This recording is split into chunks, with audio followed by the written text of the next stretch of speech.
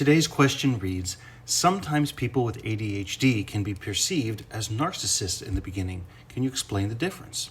Absolutely. I already have some more in-depth videos on narcissism and ADHD, but briefly, narcissism is really this state where self-importance is key because from a more black and white thinking perspective, the only options are I am either amazing or I am terrible and the worst thing in the world. ADHD, in contrast, has this feature of being very nearsighted in time, the time blindness I've spoken about and a lot of other creators have talked about as well.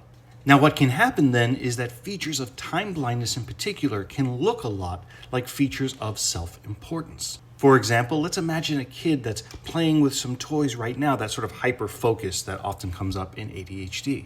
If that playing is disruptive and problematic to other kids, they might perceive that child as being self-important, as only thinking about their own feelings and not considering the feelings of others.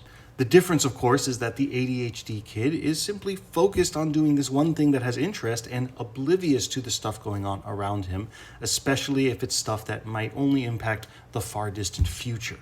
In contrast, the narcissist is aware of those impacts and really just doesn't give a crap. In addition, ADHD often includes a feature of demoralization, basically years and years of being told, stop doing all these things that we don't like, to the point where they feel like a piece of crap and ask for validation from others constantly. That can look like someone who's seeking approval from others from a more narcissistic stance when that's not really what's happening again.